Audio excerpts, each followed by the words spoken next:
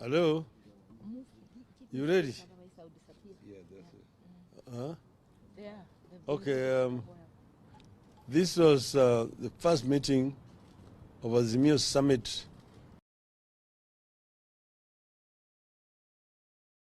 Azimio is all here, except Honorable Kalonzo Musyoka, who is out of the country. He's traveling to South Sudan today. That's why he's not here. There's been a lot of speculation in the media. Azimio is splitting. Azimio is convening meetings which have not been held, and so on and so forth. That is all trash, media propaganda. So we've got a statement which is going to be read here by Honorable Eugene Wamalwa and Madam Martha Karua. Eugene. Thank you. Thank you very much, ladies and gentlemen of the press. This is our statement from the Azimio Summit, and it's titled Azimio. The summit, which is a top decision-making organ of Azimio la Umoja, One Kenya Coalition Party, has held a meeting today under the chairmanship of the Right Honorable Raila Odinga. Being the first this year, the meeting focused on review of the previous year, briefing on the government of the previous year, briefing on the government's budget-making process, position on public interest litigation, and the way forward. In attendance, as you can see before you, apart from our leader, his deputy, the Honorable Martha Karua,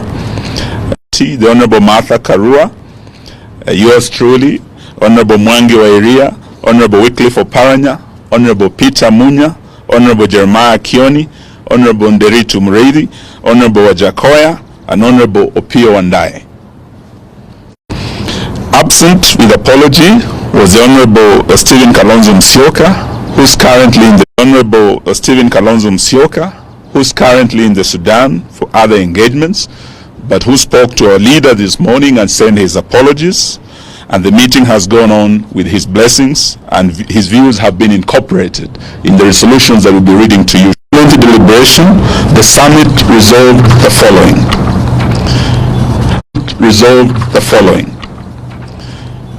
Azimio remains satisfied with its activities that were able to focus on the excesses of the Kenya Kwanza regime that has made life miserable for the greater majority of Kenyans.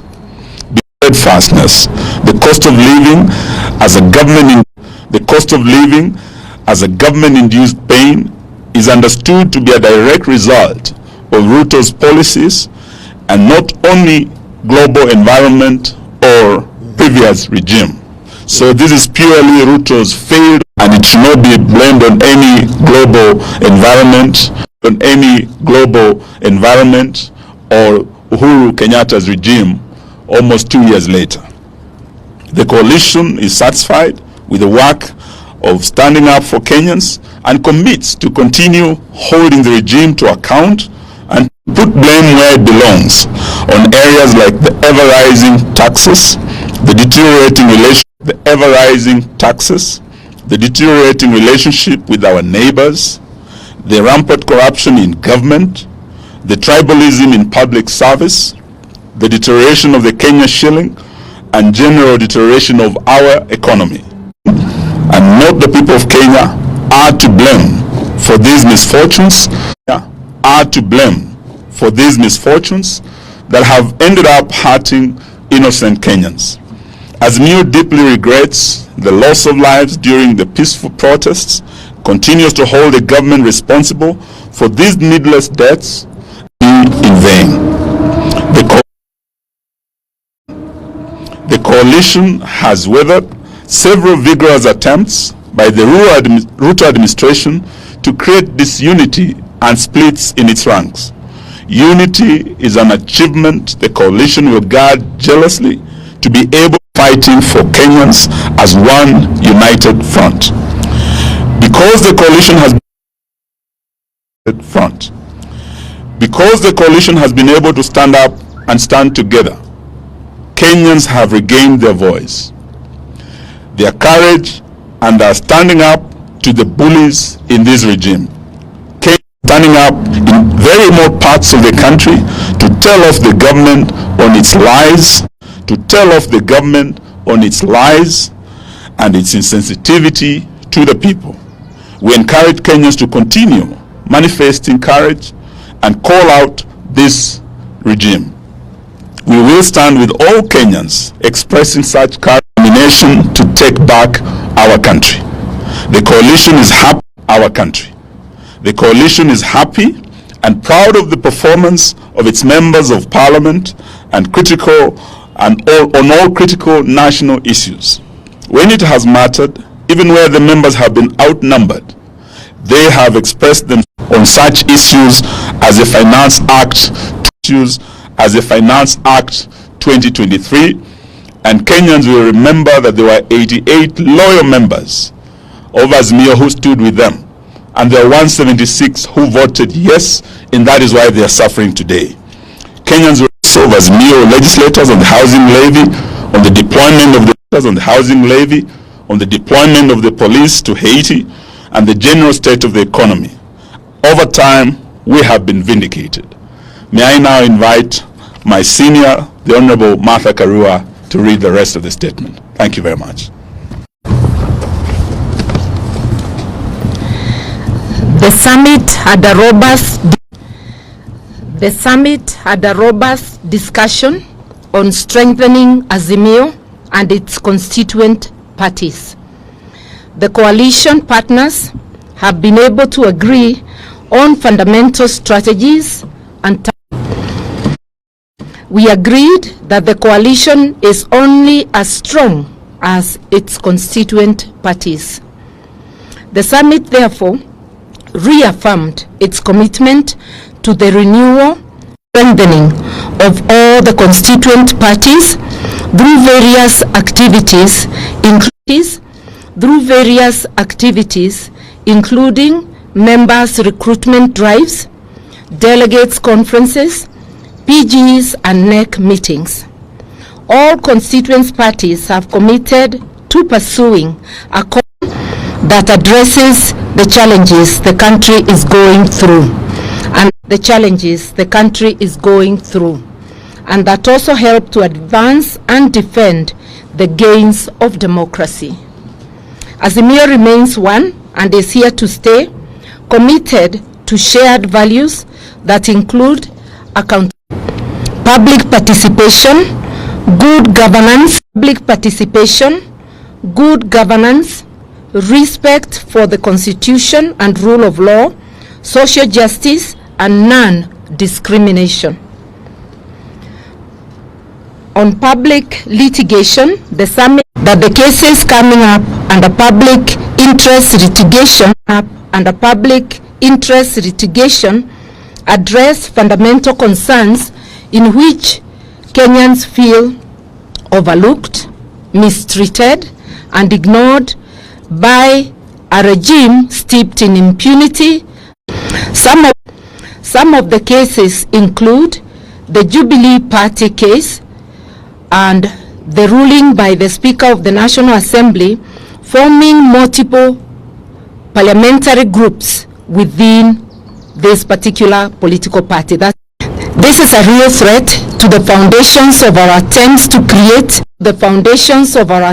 create a strong multi-party democracy. It threatens to return Kenya to a single-party era.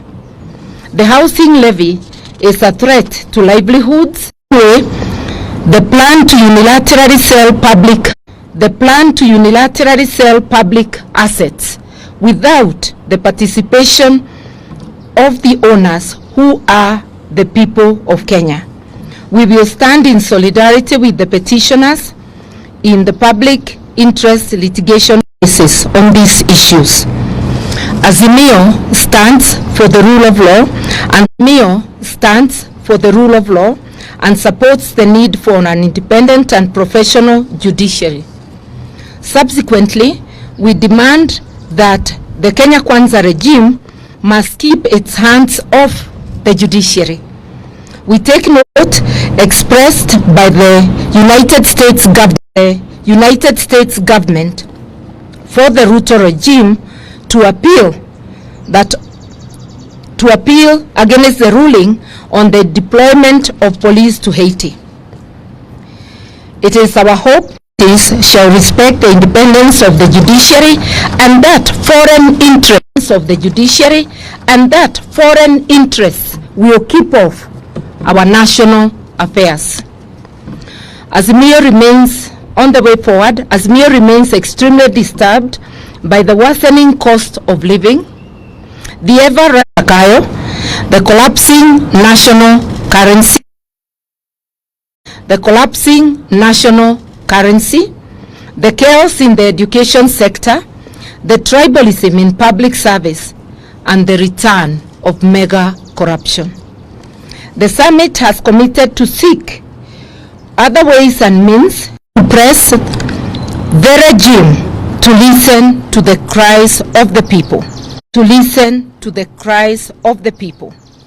The litigation will only be one such avenue. Other ways are being worked on, whose ultimate goal is to force the regime to be sensitive to the tribute and to enable the people to take such steps as they may deem necessary, remembering that they have the residual power and sovereignty for the people to be able to rid themselves of this yoke regime. Just like the donkey spoke to Balaam in the Bible, the donkey is now telling Zakayo, enough is enough. We thank you. Thank you very much. Thank you very much. Asanteni sana. Thank you. Thank you very much. Thank you. Thank you very much.